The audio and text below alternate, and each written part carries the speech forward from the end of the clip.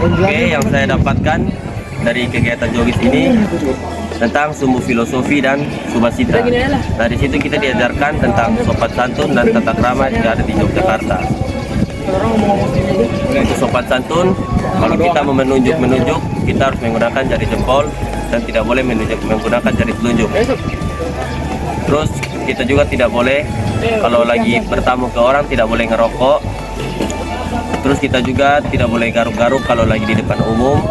Terus kita juga nggak boleh ngupil kalau lagi di depan umum. Dan kalau dilihat pakai drone secara lurus, Yogyakarta itu dari pantai selatan sampai ke utara itu bisa dilihat dengan garis lurus. Dari selatan kita bisa dari pantai selatan Yogyakarta. Terus kita geser lagi ke tengah, ada keraton tempat kegiatan kita Jogis. Terus kita geser lagi ke utara, ada Gunung Merapi. Itu saja, terima kasih. Jadi untuk pelajaran hari ini itu sebenarnya ada 3 hal utama yang saya dapatkan. Itu pertama mulai dari penempatan atau pengaturan tata kota yang ada di kota Yogyakarta, di mana itu secara jika dilihat dari atas itu bisa ditarik satu garis lurus dari selatan, pantai selatan, lalu ke utaranya itu ada Gunung Merapi, dan di tengahnya ada Keraton Yogyakarta, di mana masing-masing itu memiliki makna atau arti tertentu, di mana Gunung Merapi sendiri melambangkan Tuhan, di mana kita pada akhirnya akan kembali kepada Tuhan Yang Maha Kuasa. Lalu di tengah ada Keraton Yogyakarta yang melambangkan kekuasaan atau kehidupan manusia. Lalu selain secara peletakan tata kota, kami juga belajar mengenai subsito atau nilai-nilai yang ada di kota Yogyakarta, di mana nilai-nilai ini sebenarnya linear dengan nilai-nilai yang biasa kita terapkan sehari-hari. Mulai dari contoh, semisal kita memberikan sesuatu kepada orang lain itu bisa menggunakan tangan kanan, ataupun jika memberikan hal-hal atau barang tajam bisa menjauhkan sudut tajamnya itu terhadap diri kita, namun perlu berhati-hati juga tentunya. Selain itu juga, nilai-nilai ini bisa diterapkan atau diimplementasikan dalam kehidupan sehari-hari, seperti kehidupan di kampus. Misal menegur dosen atau menyapa dosen, menyapa teman, ataupun berkata yang lebih sopan atau tutur katanya halus, atau menunduklah bila melewati orang yang lebih tua.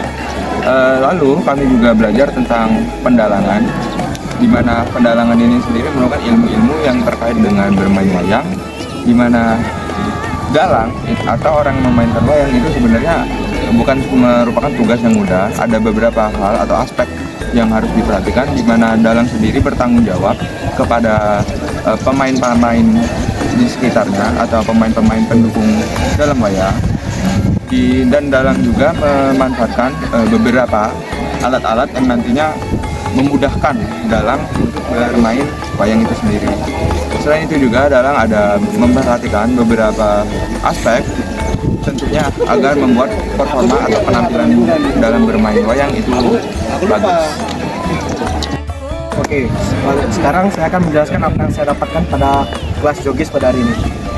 Yang saya dapatkan itu ada 3 hal. Yang pertama tentang tata kota, yang kedua yaitu tata krama yang ada di kota Yogyakarta, dan yang terakhir mengenai pendalang. Mengenai tata kota yang saya dapat pelajari yaitu bahwa jika kita tarik garis lurus dari selatan menuju ke utara, maka akan tersambung yaitu pantai selatan, Keraton Jogja, lalu Gunung Merapi.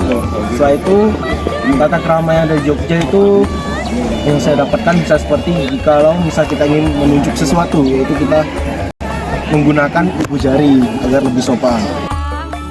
Jarang merokok sembarangan dan banyak hal yang seterusnya pendalangan.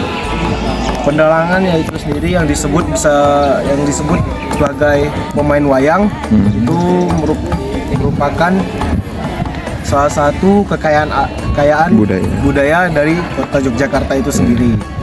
Mungkin sekian dari saya ucapkan terima kasih.